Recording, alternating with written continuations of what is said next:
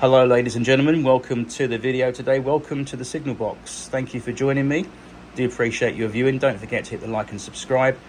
And if you like what you see, don't forget to share the video as well.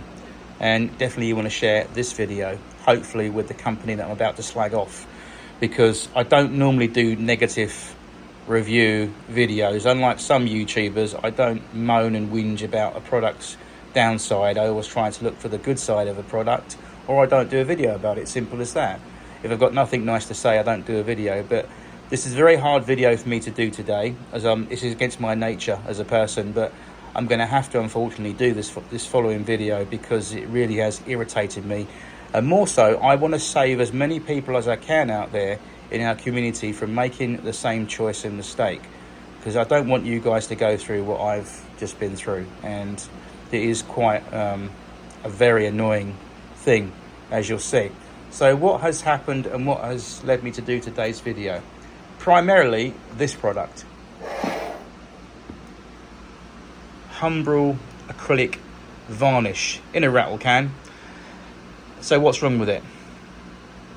One word: evil. That's one way I'll describe it. It's absolutely crap.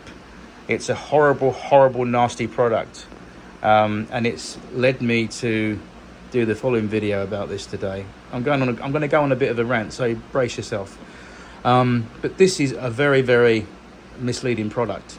It says Humbrol acrylic varnish, and when you turn it round on the side of the tin, you look, it's got all the signage for health and safety. Don't put no near naked flames, explosive content, don't put it near fires, don't breathe it in, don't put it on your eyes, don't spray it in your eyes, don't digest it, don't spray it in your hair for hair lacquer, all that sort of thing on there. And it comes in different languages in the small print, but it does not tell you really how to apply it so much.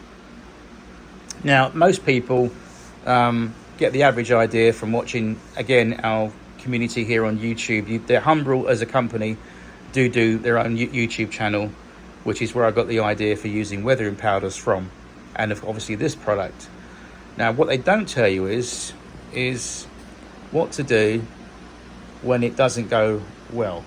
In other words, it has an evil little secret, this stuff. If you shake it up as normal, hence the name rattle can, yeah, it's got a ball bearing in the bottom of this, so it shakes up all the chemicals inside, and in theory it's supposed to mix everything uniformly, so it sprays uniformly. Now, you remember the poor old 4F. The 4F that I weathered recently, I ended up over weathering it. You saw from the previous video.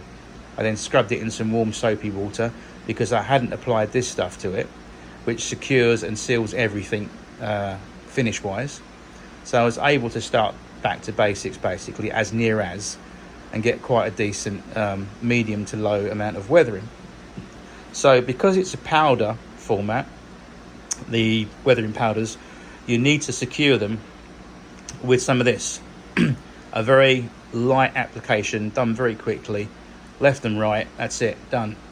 Let it dry. Now, that's what I thought.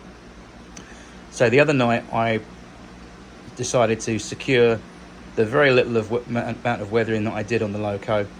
It needed to be secured, otherwise it comes off in your fingers when you go and put it back in the box, or it just will come off eventually. You need to secure it. This is what it's supposed to do.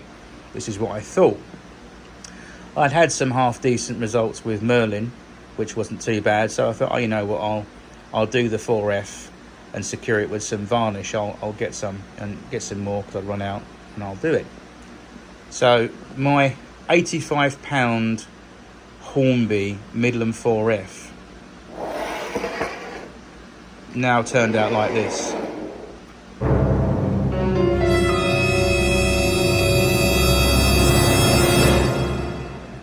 And that is utterly appalling. That's a model that is now ruined. I can do nothing with it, as you can see. This horrible, nasty fog finish on this white residue that is on here. I cannot scrub off, I cannot get off. I can try using thinners on here, which will just basically destroy the model even further. that is completely ruined my model. Horrible, horrible, horrible, nasty thing. Nasty, nasty. If the smoke box end was this, if it was just the smoke box area and nothing else, you might be able to get away with it. But as you can see, it hasn't even uniformly covered everything. It's just basically done a horrible, horrible, nasty, nasty finish on there. The tender is absolutely appalling. Look at that. You'll notice that the tender chassis is not affected. There's a bit of a clue. I'll tell you why in a minute.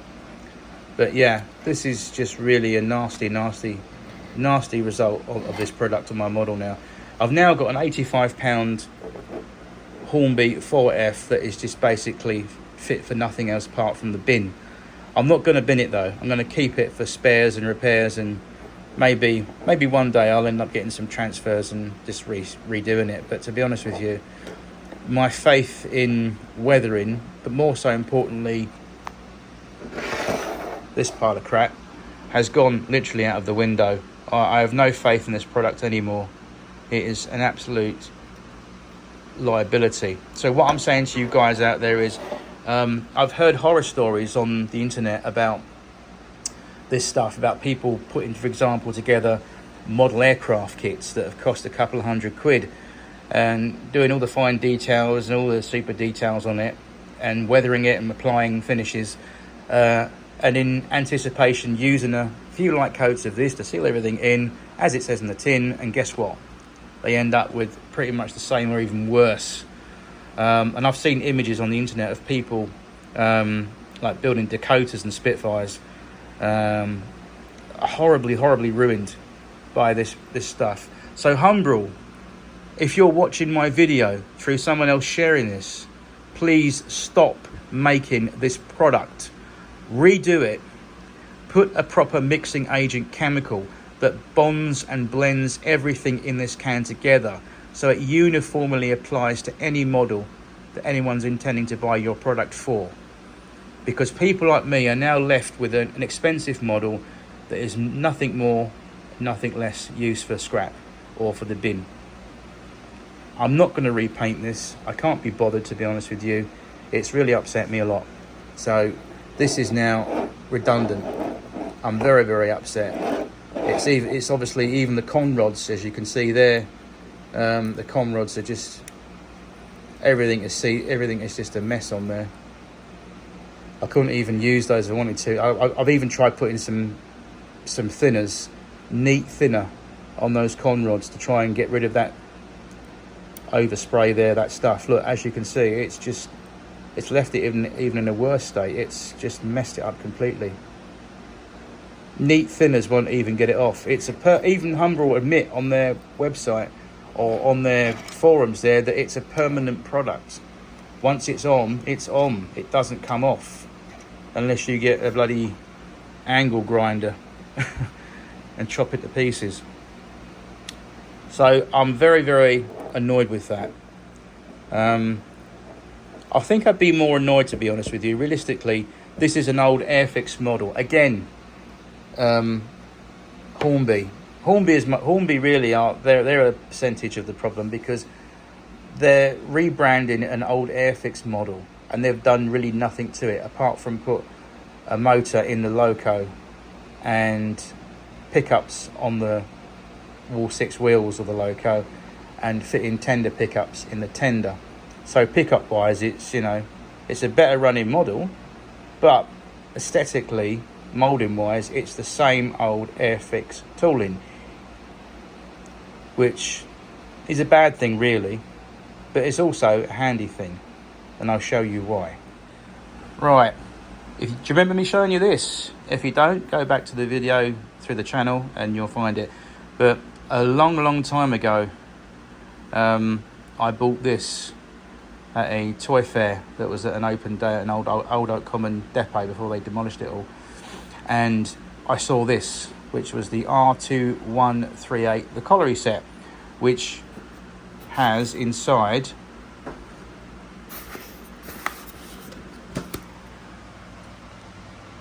a 4F. Now, this is a very, very, it's got a story to this engine, because 44523, which is that loco there, is the original locomotive that was manufactured and supplied with this set back in the day. It's the original loco.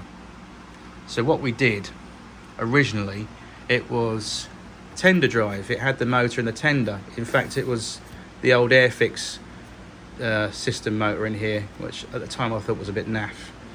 So what I ended up doing was ripping it out and just basically putting a new modern Hornby motor, converting it to loco drive from tender drive, so it had no pickups.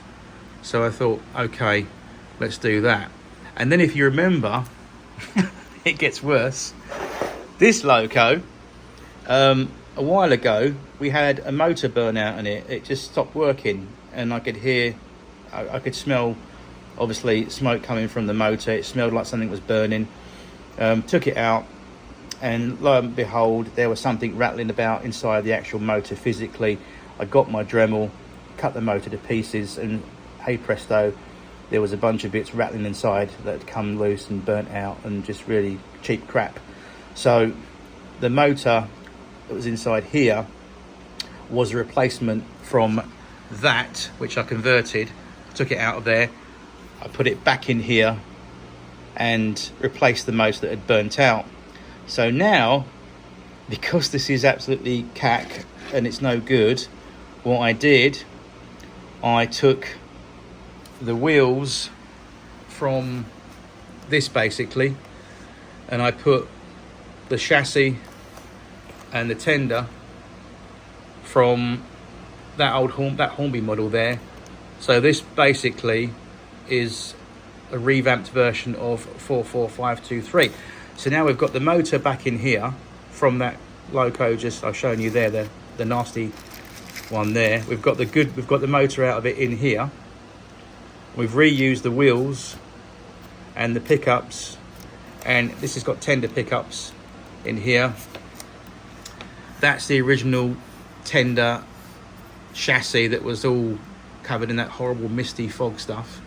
I've repainted it temporarily with some acrylic paint. I've got to do it properly, but just to basically get by with it, and that is it. So we're going to leave this now. It's been tested, it is working. Just a little tiny bit of a clean up on the wheels, but it does run around the layout. I've tested it yesterday, so it does run in both directions.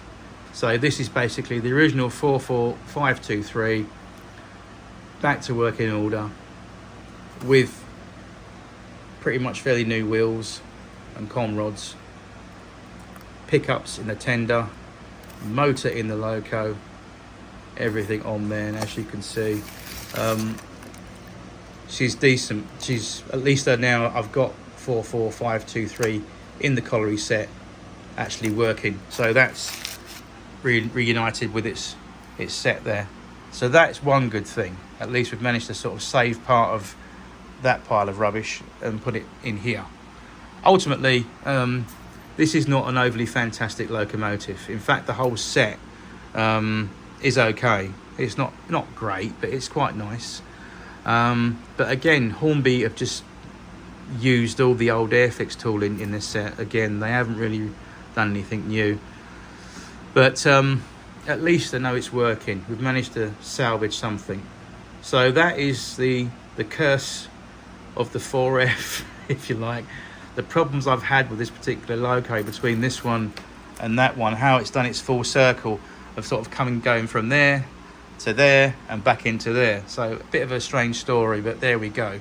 The very strange story of the Hornby Midland 4F 44523. Right. So there we are. So we've got, this is completely useless now, but however we've gained the loco back into the colliery set as mentioned. So what are the options with this particular model as it sadly looked when it first came out of Hornby's factory, or China where it was manufactured? Well, there's two options. You can either, well, the only main option I can see, to be honest with you, is to get, if I wanted to replace it, is to get a replacement. I've seen one or two examples online, specifically 44341, to get the exact replacement and just to replace the model. Or we can keep it in the box and just, you know, cannibalize it for some parts if I ever need to use parts. But to be honest with you, I'm probably looking to replace it and just get a replacement. There's other options I can do. I've seen also online, you can buy the body shells, i.e. the loco body shell and the tender body shells, and there's that to it if I wanted to do that. But to be honest with you, if I was to do that, the thing hasn't got any motor either in the tender or the loco. So the best thing I would say, if I'm going to sort of get this back up to running or to replace it, by the time you've got a new motor or even a tender drive motor, the old tender drive, and just converted it to tender drive, then you still got to buy the body to go on it and everything else. And to be honest with you, I'd be looking at just replacing it is probably the easiest thing. In that state that it's in, with that hideous product that went on it, to be honest with you, it'd be very, very hard to get that back to this finish, to be honest, without completely just disintegrating it. And again, this is just something that I do not want you all out there to go through, whether you use model railways or model aircraft or you model cars, but anything you do hobby wise and you want to think about putting varnish on, stay away from this stuff. This stuff is horrible. The only thing I'm probably going to do with this, apart from lob it out the window at somebody, preferably a Humbrol director, I'm going to try what I've read up online about putting it in boiling water, but not bubbling boiling water, like really super hot water, standing it in there for about 3 to 5 minutes, taking a piece of test plastic out the scrap box and just giving it a light blast and see what happens if it fogs over. If it doesn't, then, you know, I'd maybe use it on something silly. But I know I've learnt my lesson, to be honest with you, with this stuff. I know there's different companies out there that do a varnish spray for your modelling, and it isn't just Humbrol. There are other brands out there that I've heard that are sort of pretty decent. Again, I'm learning myself. I'm reading up on forums. I'm learning from conversations from people. So if you out there have done weathering on your model locos and you use a different product out there, you're using a different product other than this one, and you're having better results, let me know in the comments box below, because I'd love to hear, because this stuff is really, really terrible, as you've seen, and I do not want you all out there to experience the same problem, because it is very soul destroying when you have a model like this of some money. It's not an overly expensive model. Now, if I'd have done that weathering job with this stuff on my super duper whistles and bells, I'll say it right in a minute, my super duper whistles and bells 9F, I say whistles and bells, that's what I refer it to. It's a mega expensive £225 worth of engine I got from James Trains last year for Christmas. That with the die-cast chassis and the flickering firebox, that thing is immaculate, and I wouldn't even touch that with anything. So I'd be more heartbroken if it was something like that compared to this. This isn't a whistles and bells model, far from it. As mentioned, I'll say it again, it's an old Airfix model that Hornby have again craftily just knocked out and thought, oh, we'll put a motor in the loco, we'll add extra pickups to it, and, you know, we'll get away with it. It's still a rather crude model by today's standards. Just to let you in on a little secret, it is a secret really, but not a secret. I've got an exciting update to share with you. It's a very, very exciting update to share with you over the next coming months. It's not instant, it's not Instagram, right? It's not going to happen overnight, but what I'm going to share with you is very exciting, and it's miles better than this put together, and this will definitely not be in the picture. There's a company out there called Accurascale. Not sure if you've heard of them. I started to hear from them a few years ago when they released some beautiful models of the Class 55 Deltic. And they've also done some Granges and some Great Western locos as well. But more recently, something has set my heart aflutter that I have received in advance for my birthday next month, my 50th. But they're coming in about November, December. So it'll be sort of an earlier Christmas present, because they're on order from the factory because they're being manufactured and custom finished. But I have a bevy of buck jumpers, the J69 Great Eastern tank engines. I've got, let me see, I've got about four of them coming. They're about £139.99 each, £140 from Accurascale. They're on order. If you go to the Accurascale website, they do those. They also do some lovely diesel locos and some steam tender engines as well. It's a very unique company. They are one of a kind, custom finish 00 scale models. They just blow these things out the water. Even with Hornby's top models you've got at the moment, the Accurascale go one better. They are the company that I'm going to be looking to in the future, to be honest with you. I don't mind Hornby stuff. I collect it. I like it. I like Lima stuff. I don't mind Bachmann stuff. But Accurascale have really sort of seriously ticked all the boxes for me. I'm going to do a little bit of a pre-review of those products in the next couple of weeks. But when I do, you'll see that they are something special. I don't have the physical samples with me to show you, but my goodness, they are something else. And I'm looking forward and very exciting to actually have the privilege of unboxing them and showing you and giving a run through and demonstration. And there's a lot to offer with these things. They come with a flickering firebox effect, which is no surprise. And they just are a very beautiful looking thing. And I say I've got 4 examples on order. So as soon as they are released from the company and over to the UK, they will be on the way to moi. So I suggest that if that interests you or anything to do with very fine finish models, go and check it out. But again, they are rather costly, and again, that's what you pay for these days. The fact that you pay anywhere between £65 to £85 for one of these is about right. I mean, even £85 is a lot of money. £65 is a lot of money. If I went to a toy fair and I picked this up for 50 quid, it's still 50 quid these days. Some people might say yes or no, but to me, I'm a person of principle and value. So whether you spend £35 or £185, the fact is that, going back to what I said, you've got an expensive to decent model that you've just, in your wholeheartedly faith and trust in the product, tried to do, and that's the result. But anyway, like I said, steer clear of Humbrol acrylic varnish. Don't, I'll say it again, don't use this stuff. If you're going to use this stuff, use it on a test piece, which is what I really should have done, to be honest with you. But again, why would I do that? Again, because I had faith that this stuff would do exactly what it said in the tin, and I can use it straight from the tin to the model. I wouldn't have anticipated that horrible result. If I had, I wouldn't have bloody well used it.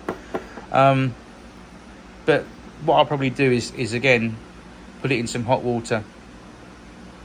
That's if Humbrol don't end up in hot water by the end of this video. I hope they bloody will do, because you have been disappointing us modelers out there. Stop it. Reinvent the stuff. Redo it. Stop this nonsense. Anyway, that is enough of that finally.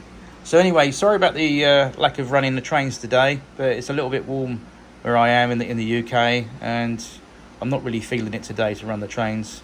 I did have the layout out yesterday to test run the 4F that I put back together for the collie set.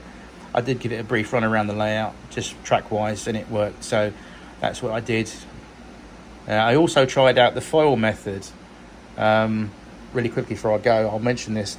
The piece of tin foil, or in some parts of the world they call it aluminum foil if you're over in the States or Canada, but the stuff that you roast chickens in.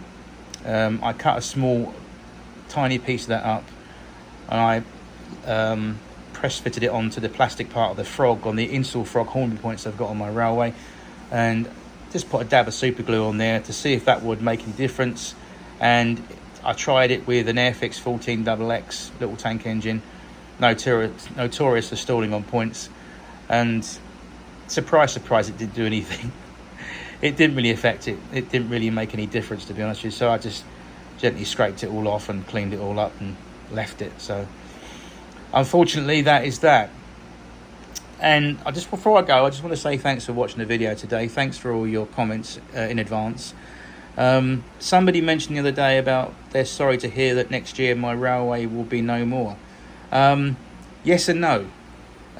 Yes, I'm hoping to move house next year.